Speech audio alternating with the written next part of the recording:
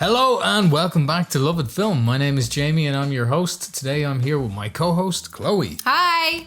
And we're going to be talking about stuff to do with films and TV. That's the Lovett Film Show. Thanks so much again for choosing our podcast. There's a million podcasts out there. And I mean, look, you guys have been coming back week after week with our guest interviews. You know, most recently we had Jason Zumwalt from GTA 4. If you haven't seen that, do watch it. He's the voice of Roman. Go bowling. So do check that out. Today though, Chloe, what's happening? What's crack-a-lacking? So we just finished Smallville, the final season of Smallville, season 10, and I am devastated it's finished.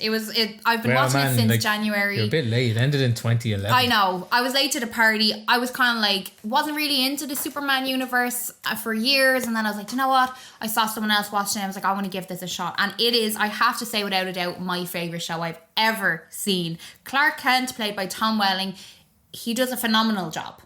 The story of Clark Kent becoming of age, becoming into Superman. I know we only get to see 5 minutes of him in the actual cape, but that's not what Smallville is about. What did you think of like the CGI cape, like the way it wasn't actually real? I loved it. I thought it was good. Yeah, I mean, come on, how many years ago was that made? Yeah, 2011. I think you're right for what it is. It looks pretty good. I mean, you can talk about the CGI on David Mazouz for Batman. I think that's different. That is different. You know what I mean? And guys, if you haven't seen that, we interviewed David Mazouz, who played Bruce Wayne in Gotham, and we talk about his ending where he got to wear he didn't actually get to wear his face added on David to the... will you got to go watch the interview, guys. But going back to Smallville, Lois Lane, played by Erica Durant. I love her. Lex Luthor, John Glover, Jonathan Schneider, all these names, characters, actors, they're just an incredible cast. And Justin Hartley as Arrow, I really wish they kind of made a spin-off with Justin Hartley playing the Green Arrow. I would 100%. I'd love that now. So if they want to make that now, yeah. What happened was with the studio, I think the CW owned the WB at that time. And they did make the Arrow spin-off, but they have Stephen Amell. Did you see where they made Justin Hartley played Aquaman? Yeah, there was a cancelled pilot where he... Yeah, that could have worked. But then, would we have got Justin Hartley as the Green Arrow in Smallville? He would have been Arthur Curry. Yeah. So would Arthur Curry... Say if the roles were reversed, do you think they made the right decision with Justin as the Arrow? I mean, I've seen parts of the Aquaman pilot and I think that it was very good. I don't know. I don't know what he would have been better at. Yeah. It's interesting that he didn't go as Arrow into the Stephen Amell series that was the actual spin-off. They're so closely connected to Smallville that Oliver Queen's mansion in Arrow, the TV show, is the same as the Lex Luthor mansion. Yeah. Guys, if you have never noticed that, go back and watch The Arrow and then look at the Lex Luthor mansion in Smallville. It's the same. It is the same outside. I think it's because they're both filmed in Canada and the same production team. So they were like, oh, well, we know where that castle is. We're going to make that the Queen mansion or whatever. It's funny. Yeah. I'm not sure. It could be the X-Men mansion. It's probably used for loads of different things, but because in the last we saw it in Smallville, obviously it's burnt down. Going back to the Smallville finale, when that was coming out back in 2011, I think it was, people really wanted to see Tom Welling in the suit. And Tom said he was an executive producer, and his whole thing was he didn't want to wear the suit because the ending, spoiler for Smallville, guys, if you haven't seen it, but the ending of Smallville, he opens his shirt and we see the S. Yeah. And his whole thing was Clark was going to fly away and go on this journey now as Superman. Into the Superman. But we, as the audience, didn't get to go with him, Yeah, and that makes sense because that's what the movies are there for. Yeah. Because we had his whole Clark Kent life, his growing up, becoming of age, then into Superman. And then it is perfect in sync with the films then. Superman as an adult exploring himself then, Yeah. In terms of Superman, who is your favourite Superman? Oh, favourite Superman. Yes. All right, so who do we got? We got Christopher Reeve. Brandon Routh. Yeah, we have Henry Cavill. We have David Cornsweet, of course. Tyler Hoechlin. Yeah. There's I know George him from Reeves. Teen Wolf, actually, first off. Oh, I haven't seen Teen Wolf. Okay. But so there's also Dean Cain as well. Right. So I think the best Superman, and I don't think the audience is going to disagree with me, it has to be Christopher Reeve. He is Superman. Yeah. Christopher Reeve, brilliant Superman. Henry Cavill, though. He's very good. The Man of Steel. I think he's the most kind of popular Superman in terms of like this Superman persona. You know, the looks and I mean all the Supermen are very, very good looking. So are the Lois Lane. But I think in terms of fan favorites, I think it's Henry Cavill. I think he often... Well, I don't know. I'd say David Cornsweet now. I don't know. I don't. I think David Cornsweet is too boy next door, pretty boy Superman. Like, you couldn't imagine anything out of place on him as Superman, obviously, not himself. The actual James Gunn Superman movie, I kind of be alone in the fact... I don't hate the movie. I really don't. I don't think it's a terrible movie like people say. But I wasn't as big of a fan as everybody else when that movie came out. I have to agree. Yeah, it was just... For me, it was very Guardians of the Galaxy, you know? Like, the colouring, the That's what cinematography... I mean, though. It's very... perfect, picture perfect almost. It's not messy. Also, Superman's meant to be very, very powerful, and in the movie he's getting hurt all the time. Yeah, he was very like, what's the word, nerfed, where he like where he like some of his strength was taken away from him. Yeah, I just thought that, you know, people, it's not that good of a movie, but people just loved the whole message and the music and the actor. The music was good. What was that one song that was? Punk Rocker. That was really good. For me, I'm kind of like alone in this, but I am so tired of movies and TV shows putting old 80s and 90s, 70s songs in movies for fight scenes. It's been happening since Guardians of the Galaxy, and we see it with like shows and stuff like that. Yeah. It's actually just so overdone that it's like, could you not just get a composer to make something really, really original and cool like, here? You have these old songs for the times of when they were made, and then you have like these really vibrant, colour graded films that are so fresh, so brand new, and it almost kind of doesn't blend. Yeah. Do you know what I mean? Yeah. I thought it was all like a little bit suspension of disbelief was a bit too much. Like the Lex was good though. The Lex Luthor was I think good. The actor was great, but here's the biggest problem, right? With superhero movies now, and I don't think these studios or directors realize it. You look at Batman 1989. Okay. Who's the villain? It's the Joker, but who plays the Joker? Jack Nicholson. You look at Batman Returns, right? Who plays the Penguin? Danny DeVito. No, but you look at Spider-Man. Penguin. No, but you look at Spider-Man 2002 with Tobey Maguire. Who plays the villain? Willem Dafoe. Alfred Molina plays Doc Ock in Spider-Man 2. What's the connection? They get a really good actor, a very famous, well-respected actor to play the villain. And that adds credibility, and it makes you take the villain more serious when it's this older, more respected actor. You know what I mean? I understand where you're coming from, but what is the guy's name that played Lex Luthor? Nicholas Hoult. He is famous. Like from Tolkien and Tolkien. Do you know that show or movie? Oh, yeah. About the young Tolkien. Is he the guy in Spiderwick Chronicles? Is he the little boy? I don't know. Okay. Or else I'm confusing him with another actor. But you know what I mean, though? Yeah. I think it's not his age. That's the problem. Yeah. It's that he's not Ian McKellen. You know what I mean? He's not. You need like this huge monumental actor to be the villain. So then you as the viewer, you relate more to Superman, for example, like David Cornsweet. And this villain, for example, Jack Nicholson. And at the time of Batman in 1989, Jack Nicholson was the biggest actor in the world. Yeah. So that made that movie's credibility go up to like 1,000,000%. Yeah. That's what they're missing in these new movies. Would he be your favourite Joker then? I think my favourite Joker would be Mark Hamill. From the Batman games. Okay. And then Heath Ledger, then Jack Nicholson. Right, okay. But that's what they don't understand. You need that. To make you more like a gravitas. Okay, yeah. You know, and you need a breathtaking performance. Yeah. And, you know... And that's what Batman, those older Batman films does have, like Batman 89, Batman Returns. You know, it's iconic for the Which one's better? That they casted. Batman Returns. Oh. Yeah, just because I love Danny DeVito as a penguin, like this Tim Burton style with the penguin hand and different things. And the duck under the cave. Do you know, I actually seen in a shop recently that they were selling the duck that Danny DeVito or the penguin is in underground. I think it was like 200 and something euro. But Did you know I do want it. Tim Burton heard from the studio after they made that movie that they wasn't allowed to make another one. No, he was actually getting in trouble with McDonald's. Yeah, what happened was when Batman Returns was being made, McDonald's made a huge deal where they were selling millions of Batman toys. Yeah, and it wasn't a kids' film. Yeah, it was. They were afraid they were getting in trouble because parents were furious at McDonald's for promoting this movie to kids when it was really dark. It's definitely not dark, but also Catwoman. Yeah, Catwoman, Michelle Pfeiffer. Michelle Pfeiffer. Wow. Yeah, I actually dressed up as her one Halloween ago, but it's definitely not a kids' film. It's definitely not a kids' film when you put the dark elements in with the Catwoman, Batman.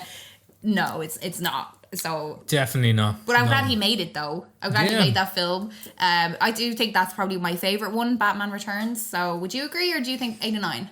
I said in a reel the other day that Batman 1989 was a better movie, and I stand by that. Okay. But in terms of which one I like more, it's probably Returns because of the snow and Batman's suit's cooler and Michelle Pfeiffer and just the vibe in general. Yeah. Now, I got a lot of heat online for my last comment, and I really don't understand this. No way. Why? So, I said that The Dark Knight was a better movie than The Batman. And everybody has seemed to have gotten amnesia. Would you mean the Joker? No, the movie.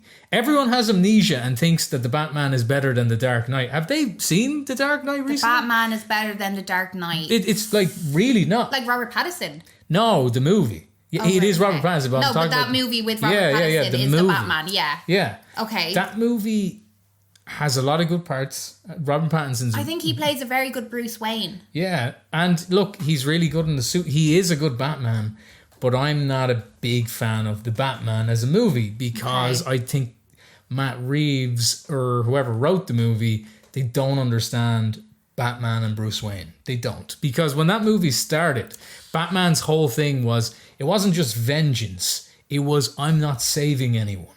Batman is all about stopping the criminals. Yeah. But it's more than just stopping criminals. It's stopping happening what happened to him when he was a kid. Yeah, of course. It is destroying the evil that ruined his life as a little boy. And I don't think that resonates in the Batman at all? It doesn't. He's not even nice to Alfred. What's that about? Also, the Riddler was very, very not the Riddler to me. Now, the Paul Dano did it. Whoa, what an actor. Okay. What a cool performance. But I don't think they should have called him the Riddler because that's not the Riddler. I think The Dark Knight's a much better movie. And a much better Batman movie. Okay, I do. I like Robert Pattinson. I think he portrays Bruce Wayne, the Batman, very good. Mm-hmm. Like, I do think he's good. He's very dark. But I do hear what you're saying. And I do think as a movie overall, the other Batman.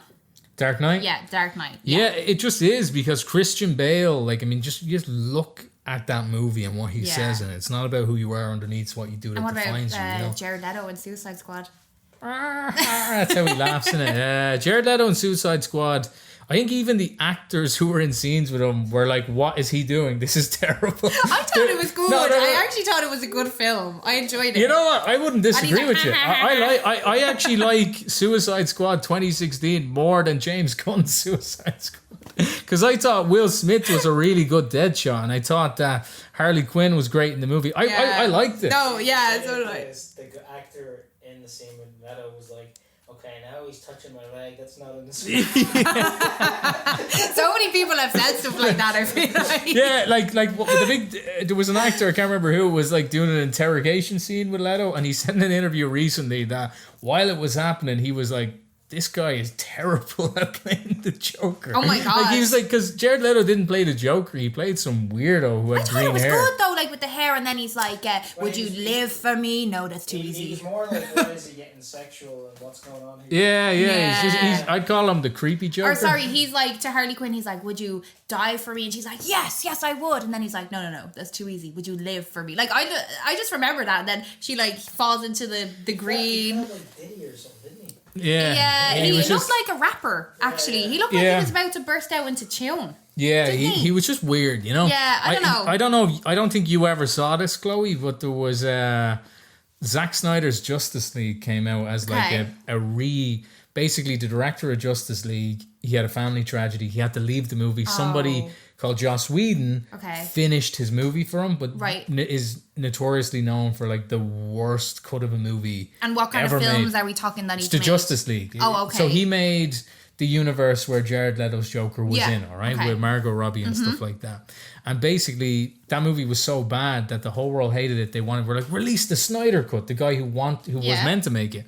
And Jared Leto came back for that, playing the Joker again, but he did it a lot better then. So in the end, I thought he was all right though. Okay. I thought he was okay. I thought he was okay. So that's gonna leave comments there. I feel like, but I think that this is definitely. I think he was all right as a joke. I know, like, what's that other film Tron that we went to see? I don't know. Tron Ares. Tron is not for let's talk about Tron Ares right now. Let's not talk about Tron. No. I can't relive that film. No, Tron Ares. Tron Ares was such a meme that it's worth watching.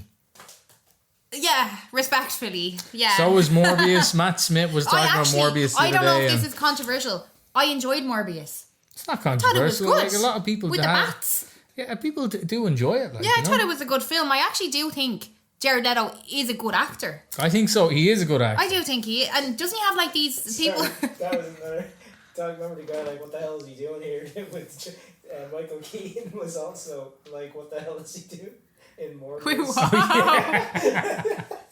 He was like, what the hell is going on? How did I get here?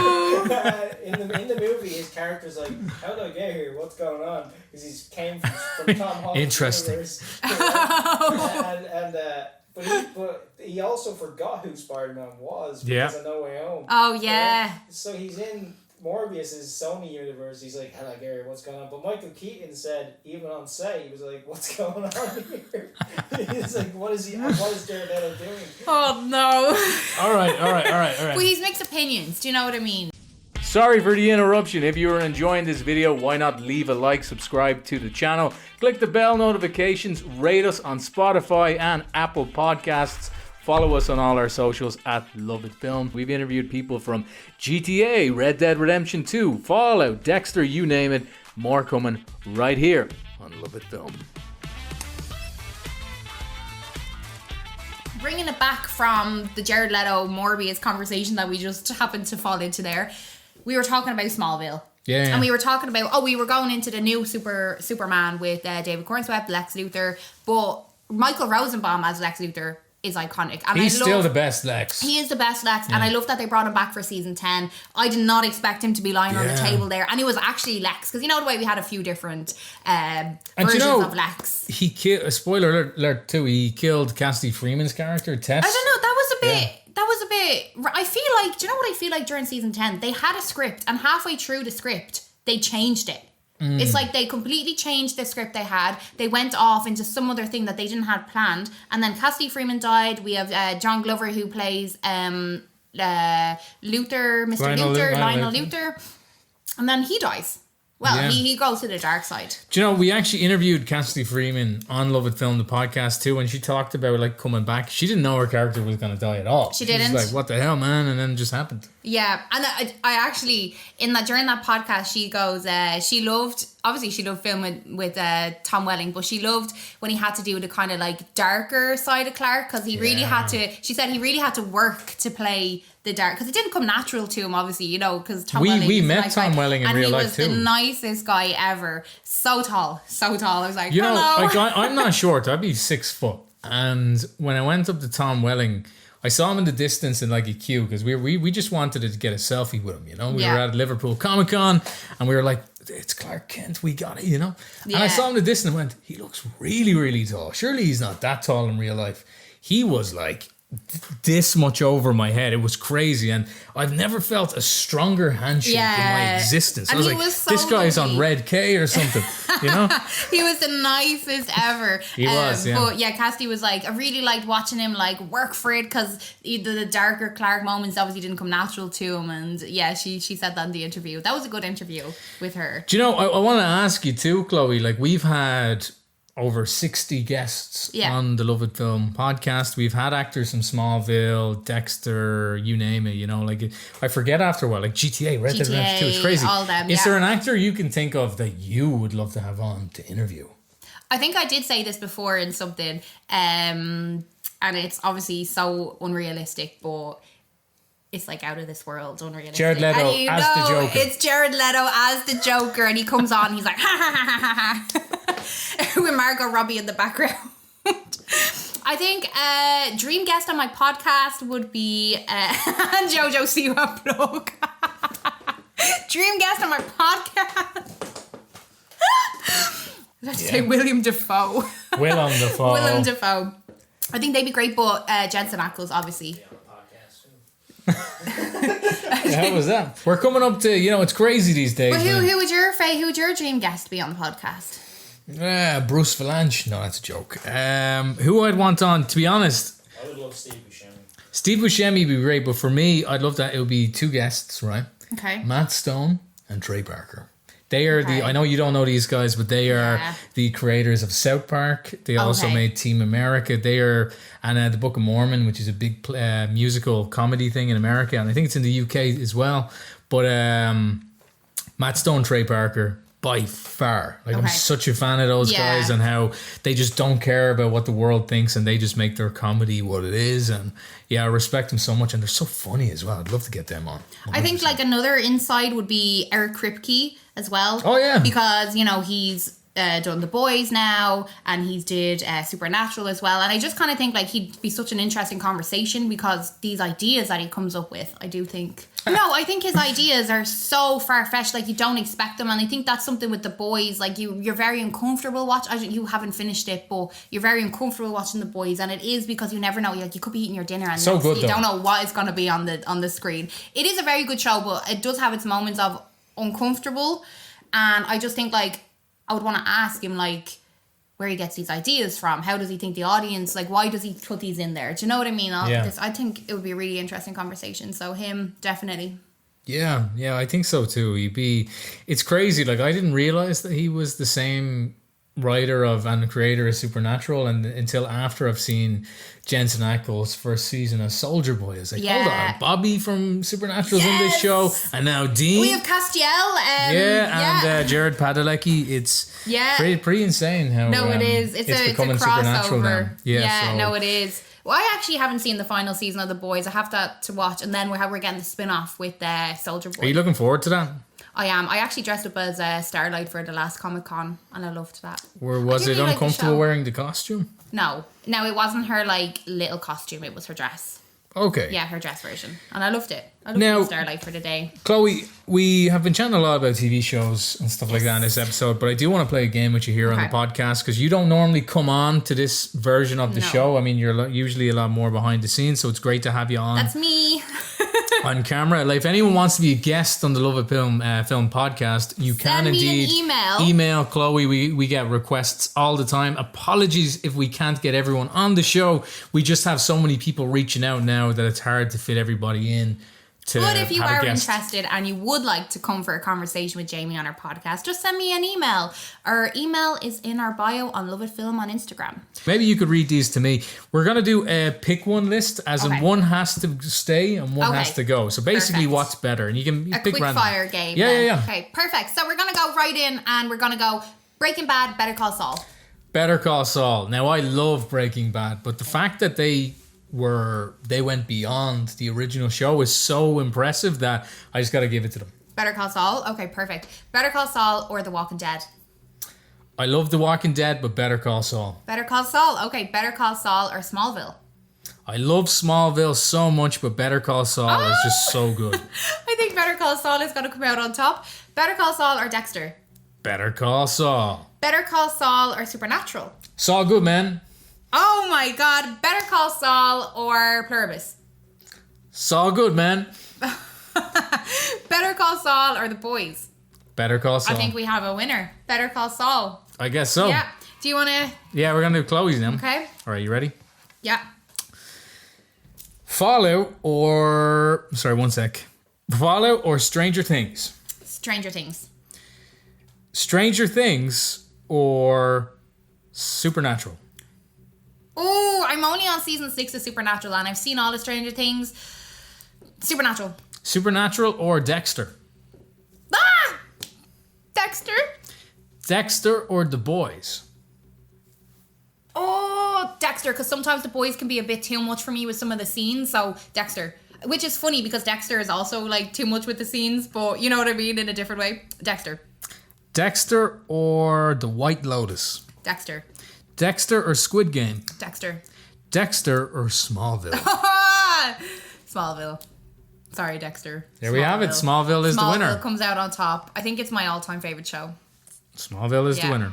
So yeah, my favorite show is Better Call Saul. Your favorite show is Smallville. I think that's it for the podcast this week, though, Chloe. Thanks so much for... Yeah, I enjoyed talking about all things film, TV series. You'll be back, though, yeah? 100%. All right, cool. That sounds a little inconclusive. Anyway, thanks so much, guys, for sticking around to the Lovett Film Show. We're back every week. We have an episode every week, whether it be me or Chris or Carl or Chloe talking about movies, or we have our exclusive guest interviews. If you're new to the show, we have actors from like GTA. We have the actors who played Michael and Franklin. We have all the cast of Red Dead Redemption 2 that were on the show. We have actors like Patrick Fabian from Better Call Saul, just to name a few, guys. Do check it out if you haven't already. We'll be back next week with a guest interview. Anyway, don't forget to like, subscribe, click the bell notifications, and I will see you next week. Bye! Hey guys, it's Carl here. Support the podcast and like, subscribe, follow, or wherever you may be.